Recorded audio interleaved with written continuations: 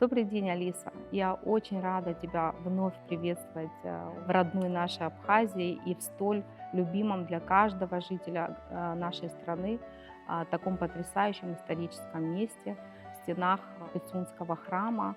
Для начала хотела бы поинтересоваться, какие эмоции все же ты испытываешь, находясь в стенах Пицунского храма и выступая на этой легендарной сцене. Ну, взаимно, я тоже очень рада тебя снова видеть и беседовать с тобой всегда. Большое удовольствие. Ну, что сказать? Тут, мне кажется, слова вообще излишни, потому что очень сложно передать эти эмоции. Нет, наверное, таких слов еще не придумали, чтобы передать эти эмоции. Это место священно для каждого музыканта, для каждого абхаза. Поэтому, когда мы сюда приезжаем и даем здесь концерты, это для всех участников концерта и для меня самой, как организатора, великая радость и большая честь.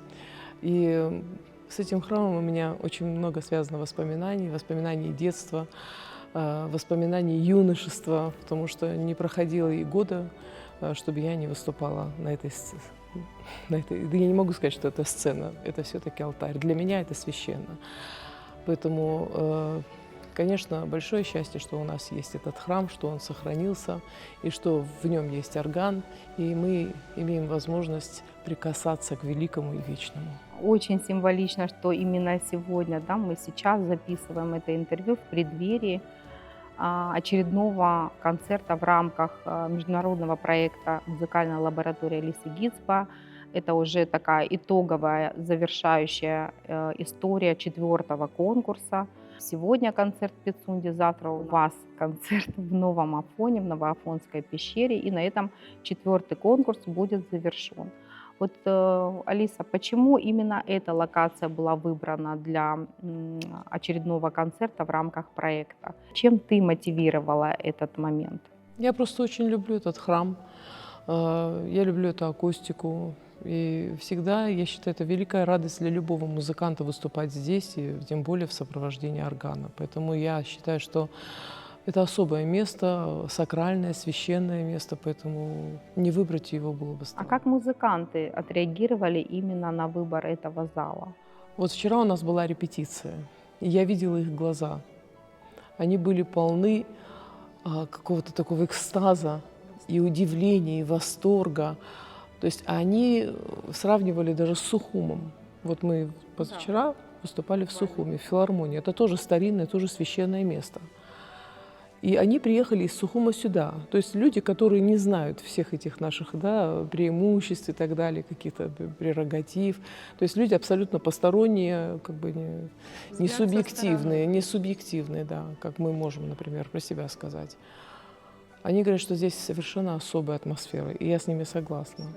Да, поэтому мне хотелось просто сделать вот такой подарок для наших ребят, чтобы они почувствовали себя в этом священном месте, Да, частью большого частью искусства, большого и вечного. потому что в этом зале, как все мы знаем, выступали легендарные музыканты не только России, Советского Союза, да, в свое время, и мировые звезды европейские, да, поэтому я думаю, что любой музыкант рано или поздно стремится выступить в стенах Пицунского храма. Алиса, вот ты родилась в Сухуме, и, в принципе, это твой родной город, но свою большую музыкальную, артистическую карьеру ты сделала в Москве. А что на сегодняшний день ты можешь обозначить как основной лейтмотив в твоем голосе и в твоем творчестве? Что отзывается в твоем сердце из абхазского детства? Может быть, какое-то произведение, может быть, какие-то наигрыши, может быть, что-то из такой аутентичной музыки. Вот. Вот я тебе сейчас расскажу по поводу аутентичной музыки и архаики. Когда я еще была студенткой третьего курса музыкальной академии имени Гнесиных, меня пригласили работать в ансамбль «Мадригал», который существовал тогда при Московской филармонии, и мы пели там старинную музыку. Ну, я была еще молодая, совсем такая восторженная девушка. И когда мы пели византийские распевы, григорианские хоралы, и старинные мадригалы, Орландо ди Лассо, Монтеверди, я говорила: боже мой, как это все похоже на Абхазию. как это все похоже на Абхазию. Очень хочу пригласить Мадригал в Абхазию. Пусть послушают, пусть поймут вообще, что у нас у всех, в принципе, корень один, из которого мы все произросли. Нет, григорианский хорал и византийский распев – это одноголосие как раз-таки, да. Вот. И дальше уже идет, начинается архаика, квинтовые, квартовые ходы, очень строгие аскетичные аккорды, которые очень сильно напоминали мне Абхазию. Вот сейчас даже любимая моя песня – это песня о скале. Да, и ты, кстати, часто исполняешь в разных концертах, и очень как бы ассоциируется у меня эта песня с тобой, и мне кажется, в твоем исполнении ну, максимально, если можно так сказать, трогает душу, прям до мурашек. Я даже сейчас говорю, у меня прям по всему телу Спасибо. мурашки. Гениальное, конечно, исполнение. Я считаю, что ну, мало кто так может действительно подходить к материалу настолько проникновенно и настолько профессионально. Вот такое всё Спасибо. в тебе Вот именно что касается песни о скале, она является образцом как раз вот этой самой архаики. Сейчас мы с моими лауреатами очень много ее исполняем, причем лауреаты разных конкурсов у меня. Мы в прошлом году были в Архызе, там тоже исполняли эту песню прямо в горах. В позапрошлом году тоже в Архызе исполняли эту песню на фуникулёре. То есть где только эта песня не звучала у нас, где только она не приобретала себе еще новых поклонников, звучание потрясающее этой песни. И я всегда им говорю, чтобы они не использовали никаких особых вибрато, никаких портаментов. То есть все должно быть очень строго и аскетично, потому что эта песня о скале, она основана именно на этой архаике. И эту архаику очень важно сохранять и дальше ее уже демонстрировать, потому что эту песню по-всякому исполняют, и я всегда очень как-то трепетно отношусь к тому, чтобы сохранять именно эту аутентичность. Нельзя слишком свободно обращаться с нотным материалом и с традицией народа. Вот это твоя сильная сторона, такой подход к материалу. Ну и все же, Алиса, ты состоялась как оперная певица. Это достаточно сложная, да, направленность в исполнительском искусстве. Скажи, пожалуйста, какая роль в опере тебя видоизменила как человека, как личность? Это сложно сказать, потому что любая оперная роль и вообще, в принципе, любая роль, не только оперная, это всегда диалог с самим собой. И очень часто бывает, что каждая роль оставляет в тебе какое-то зерно. Не одна роль, а несколько ролей. Ну, как бы на протяжении всей творческой жизни мы учимся проникать в смыслы героев, которых мы проживаем, не изображаем, а проживаем на сцене, да. И, конечно, оперному артисту в этом смысле намного легче, потому что у него есть композитор. Вот когда я занимаюсь с молодыми певцами на мастер-классах наших, я всегда исхожу из того, что написано в нотах. Потому что вот вроде бы слушаешь певца без нот, да, но вроде все хорошо, все нормально. А заглянешь в ноты, и столько интересного открывается. Поэтому, конечно, благодаря тому, что у нас есть композитор, мы очень многие образы создаем именно исходя из музыки. И такие композиторы, как Верди и Пучини, они были еще и драматургами. Поэтому, в принципе, нам нужно только сделать то, что написано в нотах. Все.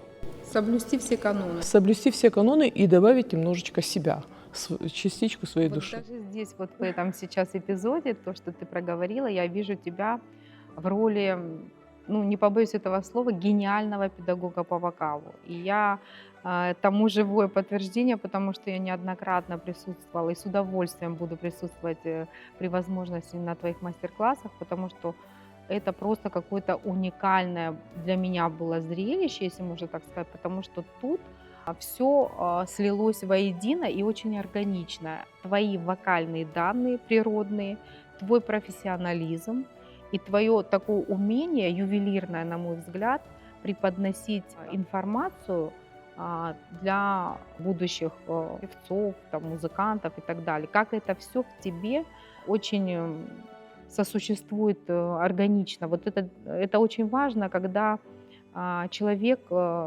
педагог не номинально, а по призванию, а в тебе и педагогическая стезя очень сильная, и как вокалистка ты состоялась, как певица оперная. Это очень редко вообще. Знаешь, как это вообще произошло? Удивительно для меня самой. Вот если бы ты мне это сказала 15 лет назад, да, если бы можно было бы заглянуть назад или вперед в машину времени, я бы сказала, да ладно, бред полный. Какой педагог? Я никогда не буду преподавать. Я не буду никогда преподавать. Это ж такая ответственность. А вдруг я что-нибудь не так скажу? Человек мне поверит, и я убью просто голос и творческую жизнь человека, прям, можно сказать, наступив на горло песни. Вот. Но все-таки жизнь меня повела немножечко другим путем. И я помню самый первый мой мастер-класс, когда мне только предложили его провести, я ночь не спала. Я думаю, боже мой, я же ничего не понимаю, что я буду им говорить, вот как, о чем разговаривать с ними, а вдруг я что-то не так услышу. То есть это был жуткий страх, ужасно. Я Мне было так наблюдала обратную страшно. связь. Я видела вот эти горящие глаза музыкантов, которые вот, собственно, и принимали участие в этих мастер-классах. Это уже потом, когда я немножечко так это уже поняла, как и что, да, то есть какой-то опыт появился. Может быть, он и был этот талант, но я просто вот чувство, у меня какое-то гипертрофированное чувство ответственности всегда было с детства, я была такая отличница.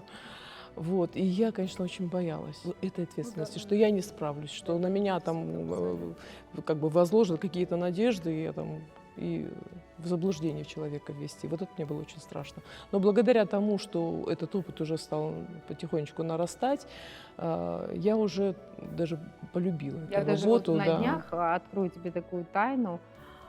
Слышала вот так в кулуарах разговора о том, что, быть может, в скором времени мы услышим о создании вокальной школы имени Алисы Гидс. Ой, ради бога, не надо. Я скажу, что музыканты, я серьезно говорю, музыканты этого ждут, и я думаю, что эта школа будет иметь успех. Да, мне уже предлагают театр Алисы Гизбо создать, школу Алисы Гизбо. Есть такая потребность, я считаю, что все сложилось, все грамотно сложилось. Было замечательно, знаешь, вот у меня есть знакомая Ольга Мироновна Зиновьева. Она, ну, наверное, ты видела, когда у нас были отзывы о концерте в Геликоне. Я просто хочу особенно этот концерт вспомнить, потому что это был какой-то прорыв, действительно. Геликон нам дал специальный приз проведения концерта лауреатов. Ну, я подумала, зачем одного лауреата, да, двух? Ну, это не так интересно. Вот надо собрать всех гизбиков. Вот в полном смысле этого слова гизбиков, которые там на втором, на третьем конкурсе участвовали. И получилась такая шикарная команда. Вот просто они все горели, они все время предлагали какие-то свои варианты, что-то там они придумывали, сочиняли. И в результате получился роскошный концерт. Мы сделали спектакль, мы с этими чемоданами там ходили, мы представляли конкурс, мы представляли жюри, как мы ездили на гастроли, где мы выступали. Там еще было сопровождение, видеоряд, все очень хорошо было сделано. Да, Даниил Санитар, вот просто надо отдать ему должное. Он помимо того, что замечательный актер и певец, еще оказался очень талантливым режиссером, тоже наш Гицбик. Да. Хотя он не стал лауреатом, он дипломант. Но тем не менее в команде. Да, и вот даже- сделали этот концерт-спектакль, и Ольга Мироновна ко мне подошла и сказала: ну, Алис, теперь мы ждем вашего театра. Я говорю, ну вот, приехали, только этого мне не хватало. Значит, все-таки клубочек распутывается, да? Я не знаю, куда. Вот помнишь, мы с тобой в прошлый раз, когда встречались уже по завершении конкурса, обе уставшие, убитые, разговаривали с тобой.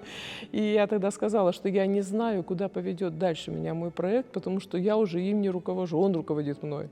Все может быть, я уже ничему не удивляюсь. Да. Даже вот я хотела Хотела прям акцентировать, ты говоришь в речи, часто упоминаешь такое понятие, как уже устоявшееся понятие, как гицбики.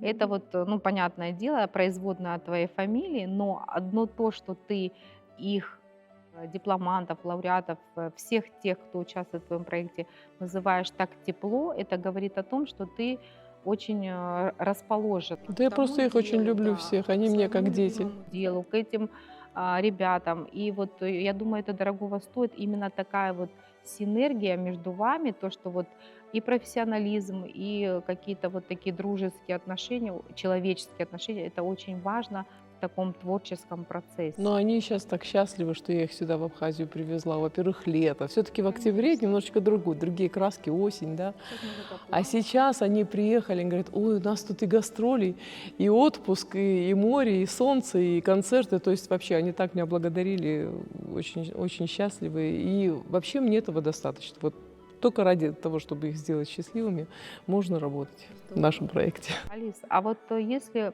окунуться опять же в твою оперную профессиональную деятельность, что для тебя важнее все-таки?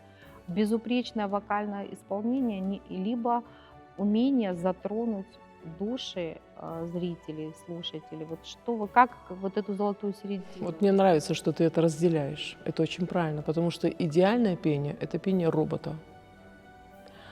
А пение может быть не идеальное, но которое затрагивает человеческие струны, это то, к чему я сама шла тоже, потому что был момент, когда я была фанаткой Марии Каллас.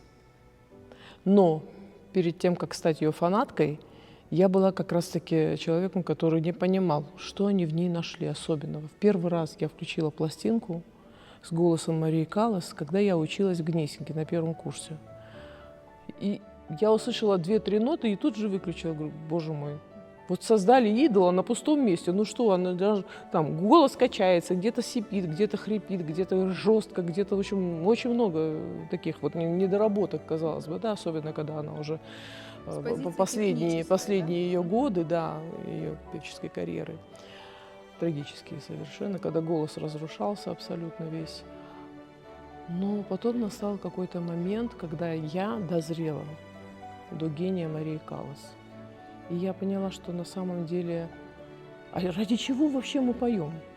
Просто чтобы показать, какой у меня голос и как я умею технические все эти пассажи, что ли? Но это уже никому не интересно. Абсолютно неинтересно, да. Может быть, поэтому многие не любят оперу, что она не трогает. А вот чтобы тронула, вот здесь как раз-таки то, о чем мы говорили вначале. Нужно выполнять все, что написано в нотах. Композиторы лучше нас знали, чего они хотят. Даже, ну, вот тут как раз-таки уже степень талантливости исполнителя. И нужно уметь все-таки свое собственное отношение через нотный текст высказываться. Это высказывание. Вообще любая ария, любой романс – это прежде всего высказывание, исполнительское высказывание. Поэтому здесь, когда я оцениваю наших ребят на конкурсе, конечно, я отдаю должное их техническому уровню, их вокальной подготовке. Это без вопросов. Но если у человека больше ничего нет, у него нет шансов стать лауреатом. Лауреат – это тот человек, от которого должны бегать по всему телу мурашки. Класс. Алис, вот если вот так проанализировать всю твою творческую жизнь, я могу сказать, что ты выступала на лучших площадках не только России, но и за рубежом, ну и также в своей родной Абхазии. Ты обладательница 2 званий, да, самых таких весомых, скажем так. Ты народная артистка Республики Абхазия, заслуженная артистка Российской Федерации. Скажи, пожалуйста, вот чувствуешь ли ты себя в этой роли не просто певицы-исполнительницы, а еще и послом, культурным послом от нашей страны? Как вот ты воспринимаешь то, что ты представительница такой маленькой республики Абхазия на территории Российской Федерации и далеко за ее пределами? Какой все-таки ты... Скажу сейчас странную вещь. Для меня никогда это не было важно. Звание. Я никогда ни о чем не просила никого. Ни о заслуженной артистке России, ни о народной артистке Абхазии, ни однородной там артистке России. Вот если звания мне приходили, я, конечно, всегда принимала с благодарностью это. Это как оценка моего труда. А вот по поводу того, что я представляю Абхазию, это тут дело не в звании, а в том, что я абхазка. В том, что у меня фамилия абхазская, то, что я представляю свой народ. Конечно, народная артистка Абхазии помогает, но это нужно для афиши. А представлять свой народ – это большая честь и радость. Поэтому я всегда и везде представляю ее. Такой у нас великий культурный посол нашей страны, далеко за ее пределами, и это правда. Спасибо. Это не просто мое. Но это не ради звания. Это не ради звания, это просто по велению души. Это, как, знаешь, говорят, посол доброй воли. Да. Вот я и есть тот самый посол. Неофициально. Неофициально, да. Тем не менее.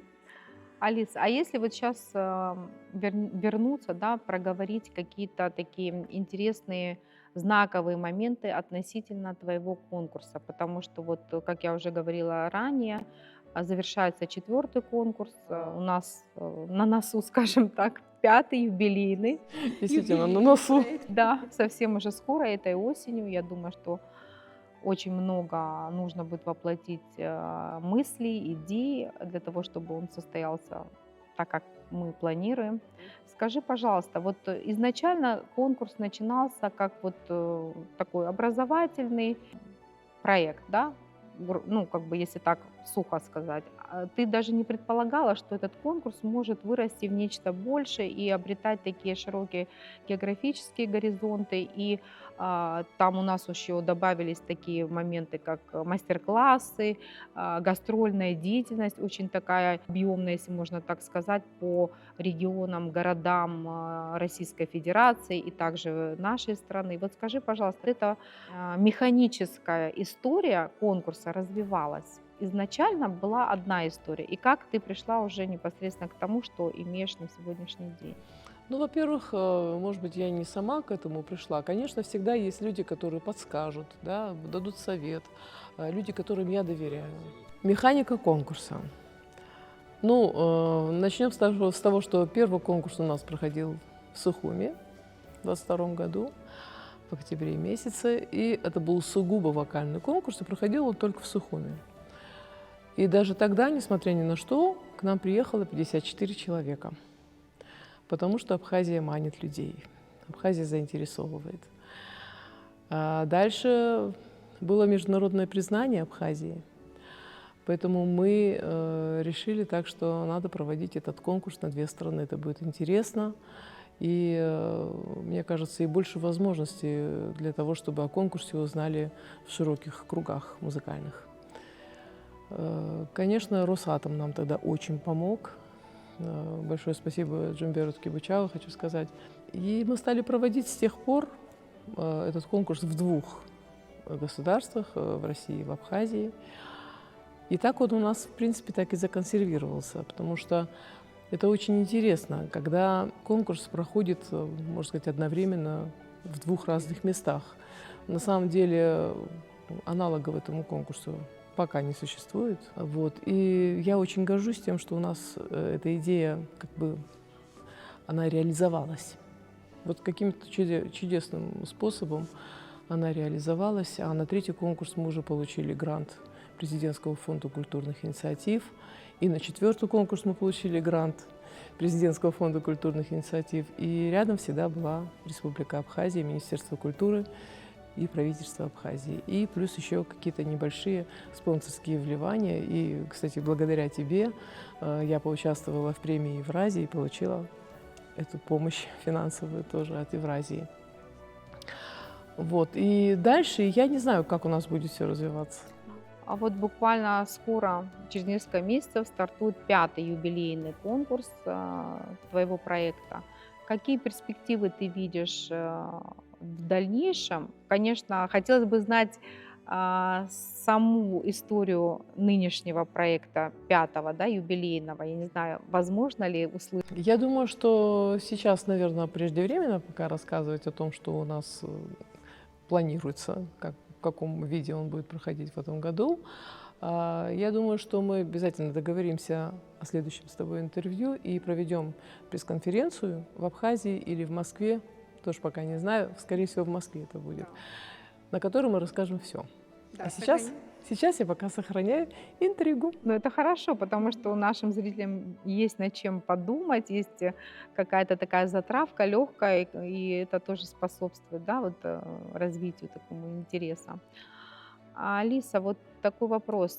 Сегодня конкурс объединяют такие города, как Москва, Сухум, ну и также география участников очень выросла за эти несколько лет. Скажи, пожалуйста, планируешь ли ты как-то выходить на международный уровень в том плане, планируешь ли ты гастролировать, либо давать мастер-классы в рамках своего конкурса? Есть ли такая идея в перспективе для тебя? Да, конечно, эта идея, она витает в воздухе.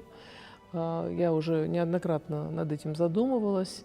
У нас есть представители абхазской диаспоры, причем они повсеместно, по всему земному шару. Я думаю, что достаточно просто кинуть клич и найти финансовую поддержку, и у нас все получится. Я тебе Потому даже что запрос скажу. есть уже на это, на все, да. Такую небольшую тоже интригу, что уже есть такие вот как бы предпосылки к тому, есть уже запросы именно к тому, чтобы мы стартанули в этом направлении в рамках конкурса, в рамках твоих мастер-классов. Ой, Ну, и здорово. пока это вот не буду выдавать все секреты. Спасибо. И такой момент, который меня и не только меня интересует, а больше даже интересует наших зрителей. И я периодически делаю на этом акцент во время пресс-конференции. Хочу, чтобы ты это проговорила еще раз. Роль проекта относительно Республики Абхазия, потому что, как я знаю и думаю, знают какая-то часть, да, нашей аудитории, этот конкурс открыл новые имена, новые абхазские имена, что немаловажно для культуры нашей страны, для перспективы развития в этом направлении. Могла бы ты немного об этом проговорить и назвать эти имена, которые сейчас уже достаточно известны в меру своего возраста, своей компетенции в искусстве? Ты знаешь, вот даже помимо того, что у нас существует конкурс и есть эти имена, очень важно напомнить людям, что мы проводим мастер-классы и в Абхазии тоже. И у нас на мастер-классах есть участники наши и земляки.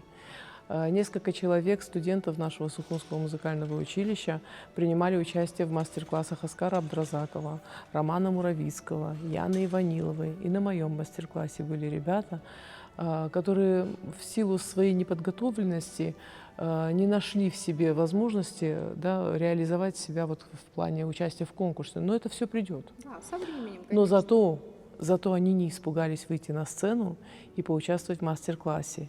И я уверена, что они по-другому стали смотреть на нашу профессию. И я уверена, что в дальнейшем эти ребята будут помнить об этом своем первом опыте, потому что надо отдать должное им. Это было очень смелое решение выйти на сцену в прямом эфире, на сцене филармонии, в большом зале, чтобы тебя все слышали и обсуждали, да, что там у тебя не так, какие проблемы. Да, вот, Бел, я бы в жизни не вышла. В жизни. Я вообще очень мало когда участвовала в мастер-классе. Это, может быть, было там 2 или 3 раза в моей жизни. Да и в конкурсах я тоже мало участвовала, потому что, ну, во-первых, я рано попала в театр, уже в 93-м году я уже была солисткой театра, ну и, в принципе, мне уже это было не нужно, потому что, ну, участие в конкурсе – это всегда какая-то дорога в театр, может быть, да, или к агентам и так далее. У меня уже все это, я была счастлива, что у меня есть геликон, правда, мне больше ничего не нужно было. Но, в принципе, я не конкурсный человек. Вот опять же, если бы мне тогда спросили бы когда-нибудь, в 90-х годах, буду ли я делать конкурс собственный, я бы сказала, вы что вообще, какой конкурс? Я ненавижу конкурсы, потому что они, как правило, все несправедливы, как правило. Ну, я немножко отвлеклась. Что касается наших участников. Во-первых, у нас в Абхазии есть только одно музыкальное заведение среднего уровня, да, среднего специального. Это наше музыкальное училище. В нашем конкурсе возрастной ценз от 18 до 45 лет. Музыкальное училище – это 4-й курс, в принципе. Ну, может быть, 3-й. Вокалисты всегда позже поступают, чем пианисты. Да? Пианисты в 14 поступают, вокалисты в 16. Но этого недостаточно, может быть, сейчас для того, чтобы взять какие-то призовые места. Но у нас есть выпускники этого же училища, которые обучаются в консерваториях России. И вот эти ребята принимают участие в нашем конкурсе. Ну, это очень здорово. Я считаю, что это хорошая перспектива для будущего, да, вот в контексте развития музыкального искусства. И знаешь, вот что меня всегда подкупало в конкурсе у тебя, это то, что ты приглашаешь уже состоявшихся именитых музыкантов с хорошим бэкграундом в состав жюри. Это тоже немаловажно, потому что именно эти люди могут дать те знания, пускай даже за короткий промежуток временной, во время мастер-классов, которые, может быть, и подтолкнут, натолкнут на какие-то правильные действия в будущем тех или иных потенциальных исполнителей. Мне очень важно, чтобы рядом со мной были люди, которые не только будут поддерживать мою точку зрения, да, но могут мне апеллировать. И самое главное, чтобы это были честные люди, которые не будут протаскивать своих студентов. И всякие там такие неправильные вещи, которых, в принципе, в конкурсе быть не должно. Я всегда стараюсь вот таких людей именно приглашать, с которыми мне комфортно, на которых я могу положиться, с которыми я могу прийти к какому-то интересному, да, даже, может быть, где-то поругаться, там, подискутировать, поспорить. Но все равно мы потом приходим к общему знаменателю, потому что мы единомышленники. Вот это вот слово «единомышленники» для меня имеет огромное значение. Поэтому в моем конкурсе, может быть, и нет там громких особо имен, там каких-то уж совершенно сказочных каких-то там, может быть, звезд очень высокого. Это понятно, но я их приглашала не ради того, что они звезды. Это музыканты очень профессиональные, очень высокого класса. И, конечно, всех их привлекает Абхазия. Не могу не сказать. Все очень любят нашу страну, помимо того, что ее любим мы. И люди, которые приезжают хотя бы раз в Абхазию, уже хотят вернуться туда всегда, на протяжении всей своей жизни. Вот, что касается этих имен, да, о которых ты спрашивал, конкурсантов наших из Абхазии, да, ну, конечно, я думаю, что уже Софья Сакани, она уже стала достаточно громким именем, и я очень рада за эту замечательную девушку молодую. Она совершенно юная еще, ей всего лишь 21 год. Вот. И если посмотреть ее послужной список и количество конкурсов, на которых она заняла гран-при, первые места, просто удивляешься, как у нее вообще сил хватает на это, на все. То есть это человек, который за свою короткую еще пока жизнь сделал столько, сколько взрослый состоявшийся музыкант не сделал. И то, что она везде представляет Абхазию, для меня лично это большая радость. Вот, недавно буквально она на конкурсе Галины Павловны Вишневской взяла 2-е место, и ее пригласили в Будапештскую оперу на партию Татьяны. До этого она в Италии принимала участие в Grand Competition конкурсе, который проходил в театре Массимо, и ее пригласили в Ла Скала. Только сказали ей, чтобы она закончила Гнесинку сначала и приезжала в Ла Скала. И на самом деле это очень важно для нее, потому что, к сожалению, российская вокальная школа, хоть и достаточно высокого уровня, да, она не может дать всего, что должна была бы ей дать. Поэтому ей необходимо ехать в Италию. Это абсолютно ее страна. И я очень надеюсь на то, что у нас все получится. Уверена абсолютно. Алис, вот еще такой момент, который хотелось бы затронуть, и для наших зрителей, я думаю, это будет интересно. Вот как показывает практика твоего конкурса, после награждения, вот если, допустим, анализировать и сравнивать с другими конкурсами, во всяком случае, на моей памяти, обычно любой конкурс заканчивается наградами. Да? Вот награждения закончились, и на этом этапе заканчивается, собственно, сам конкурс. Твой же конкурс, он имеет другое свойство, другую направленность. Все-таки после этапа награждения продолжается образовательный сегмент. Ты продолжаешь заниматься всеми своими конкурсантами на протяжении целого года и гастролируете вы достаточно активно. Вот расскажи, пожалуйста, как этот этап вообще проходит и, может быть, какие-то есть условия, там, я не знаю, каким образом все-таки конкурс получает такой пролонгированный эффект и что этот эффект может дать по итогу. Ну, ведь название конкурса, оно уже включает в себя весь этот сегмент. Значит, конкурс-лаборатория. Что такое лаборатория? Это место, где проводят опыты, да, какие-то научные изыскания, предположим. Это то же самое. Вот я работаю с певцом. И мы тоже проводим эти же самые научные изыскания, потому что это все анатомия, физиология, психология, то есть абсолютно все взаимосвязано. Мы изучаем наш певческий аппарат, а певческий аппарат – это весь человек, не только связки. Это резонатор, это дыхание, это опора. Ну, плюс еще художественные образы мы создаем. То есть это действительно творческая лаборатория, это музыкальная лаборатория. Поэтому мы так его и назвали. То есть конкурс – это отдельная история. Люди приехали, спели, понравились, не понравились, прошли отбор, получили премии, специальные призы и разъехались.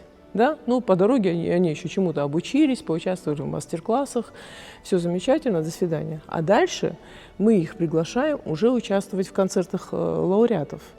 Для того, чтобы эти концерты лауреатов состоялись, мы заключаем договора с нашими членами жюри. Как правило, я приглашаю еще в жюри, помимо всего прочего, людей, которые могут что-то дать нашим лауреатам помимо оценки, а еще какой-нибудь творческий специальный приз. Например, выступление в какой-нибудь филармонии, да, на хорошей сцене, может быть, с оркестром или под фортепиано, с определенной программой. Или, опять же, выступление на оперной сцене. Это ведь то, ради чего вообще вот наши конкурсанты принимают участие в нашем конкурсе. Это как бы желание где-то еще засветиться, да, продолжить свое обучение, может быть, да, и как бы утвердиться в своей роли профессионального певца, то есть реализоваться. Вот поэтому я приглашаю, вот и Оскара Абдразакова пригласила, он дал спецприз выступления в Башкирском театре оперы и балета. Пригласила Дмитрия Хохлова, он дал спецприз выступления в Самарском театре оперы и балета. В предыдущие года у меня была Басиния Шульман, тогда она была художественным руководителем Москонцерта, и мы проводили очень много концертов именно благодаря Басинии Шульман с участием наших лауреатов. Воронежская филармония, Ирина Авралева была у нас членом жюри. Мы туда 2 раза ездили, и оба раза с оркестром выступали. И даже есть просто договоренности с художественными руководителями филармонии, которые не являются нашими членами жюри, они просто являются нашими партнерами. И мы им рассказываем о том, какие у нас замечательные певцы, какой у нас замечательный проект, присылаем им всю необходимую информацию, и они, как правило, нам дают вот такую возможность. И хочу сказать, в этом году мы были в Красноярске, Новосибирске, в Казани, в Нижнем Новгороде и везде, еще в Белгороде. Везде были аншлаги. Да, это можно Меня даже это просто посмотреть. удивляет и поражает. Ведь, казалось бы, их никто не знает. Это же не какие-то медийные личности, не какие-то там звезды, сверхзвезды, да? А все-таки есть живой интерес к молодым певцам, именно новые имена. Более того, директор Новосибирской филармонии меня попросила, чтобы я на следующий год прислала ей какого-нибудь хорошего моего лауреата, чтобы устроить с ним концерт с симфоническим оркестром, потому что действительно сейчас такое время настало, что одно поколение сменяет другое. Вот именно сейчас. Везде молодые певцы появляются, все труппы оперные наших театров российских обновляются. Сейчас происходит именно смена поколений. Да. Мы попали именно сейчас вот на этот рубеж, и поэтому их очень интересуют молодые, новые имена. Если вот подытожить, как я это понимаю, ты все-таки не обрезаешь эту пуповину, если Нет, можно так конечно. сказать. Ты Да. ведешь своего конкурсанта до определенной точки, скажем так, Б, для того, чтобы он мог окрепнуть, чтобы он мог обрести те необходимые знания и ту поддержку в лице твоем, в лице других, да, музыкантов именитых, да, которые непосредственно участвуют в конкурсе, в проекте. И я думаю, это очень ценно, потому что как раз вот эта вот взаимосвязь между маститым музыкантом и молодым, она очень такая важна, особенно на начальном этапе. Я думаю, что это благое дело, которое ты делаешь, и сам конкурс заслуживает внимания не только для наших, да, со стороны наших соотечественников, но и в Российской Федерации, да и далеко за пределами, потому что у нас, как я говорила уже ранее, география уже настолько обширна, с каждым годом страны-участницы добавляются, и это здорово. А знаешь еще, что я тебе перебью, у меня просто мысль Ничего, сейчас да. уйдет. Вчера я смотрела репортаж о Да. ГТРК, в котором корреспондент брал отзывы. Да. И там были отзывы наших замечательных артистов из молодежки, да, там были наши певцы, наше старшее поколение, мои педагоги. И мне было так приятно, что они говорили, что этот проект нужен Абхазии, что все ждут, когда приедут на наши лауреаты нашего конкурса, что это особая атмосфера праздника ощущается. Я, честно говоря, не ожидала. И для меня это было ужасно приятно, и это было лишнее подтверждение тому, что да, то, что мы делаем, это имеет смысл. Да, цель достигнута, я думаю, абсолютно в этом уверена.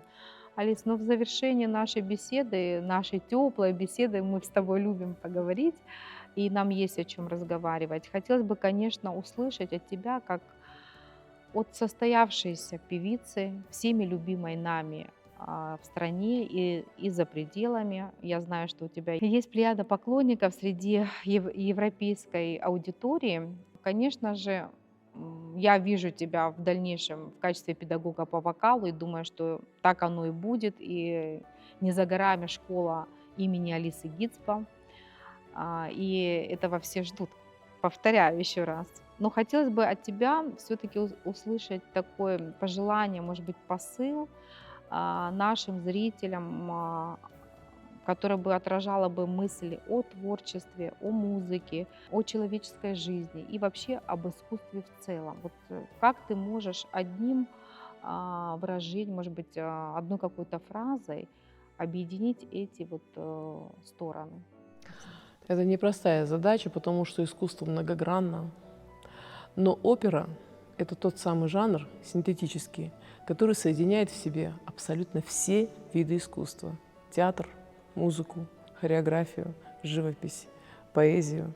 Не зря на плафоне Большого театра все музы изображены, потому что именно эти музы и составляют единое целое — оперу. Но я бы хотела немножечко еще расширить понятие, потому что опера — это тоже часть. Это часть огромного музыкального наследия, которое нужно сохранять и приумножать. И все эти наши конкурсы, фестивали, они как раз и именно призваны к тому, чтобы сохранять традицию и передавать их. Не путать, не мешать, не размешивать, не смешивать жанры, не нивелировать все, что было сделано до нами, а сохранить это и передавать как вечный огонь. Поэтому здесь очень важно этот момент не упустить. Нам нужно наращивать музыкальную среду, в которой будет размножаться, наши ростки будут подниматься. Зелени должно быть больше молодежи, которая будет следующим поколениям передавать всю эту культуру и традицию. И, конечно, здесь я бы очень хотела попросить наше государство, чтобы оно немножечко с большим вниманием отнеслось к нашим музыкантам, к нашей филармонии. Спасибо большое за то, что наше музыкальное училище сейчас закрылось на капитальный ремонт. Мы долго этого ждали, и это просто огромное счастье. Но существуют еще другие насущные проблемы, которые хотелось бы, конечно, чтобы они были решены. Самое главное — не отходить от классических канонов, сохранить, изберечь те традиции, которые нам оставили старшие коллеги и друзья.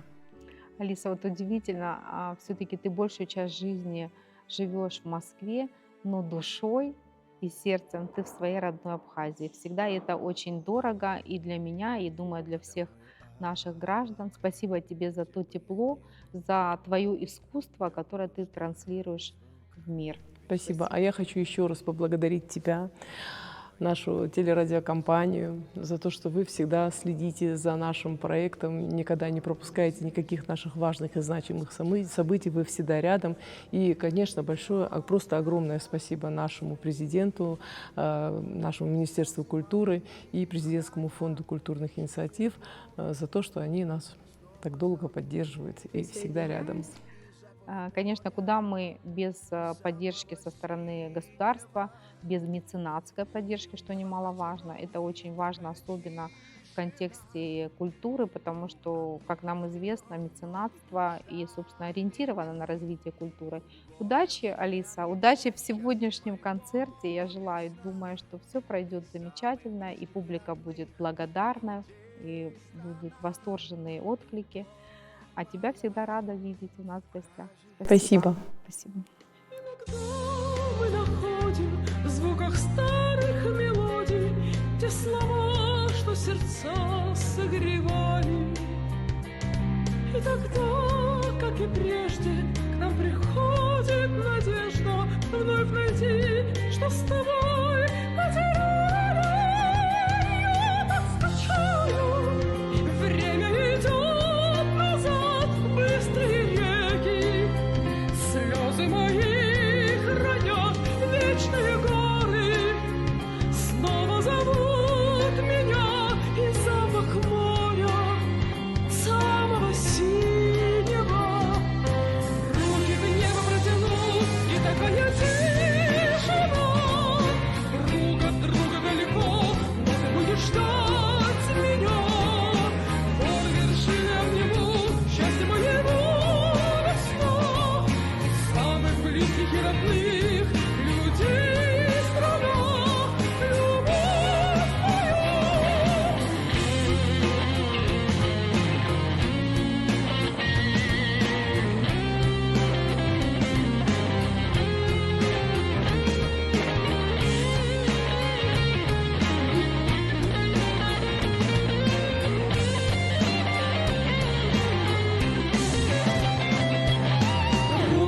небо протянул, и такая тишина. Друг от друга далеко, но ты будешь для меня. Гор вершины обниму, счастье моего весна. Самых близких и родных людей страна, любовь моя. Руки в небо протянул, и такая тишина. Друг от друга далеко, но ты будешь до меня. Гор вершины обниму, счастье моего весна. Самых близких и родных людей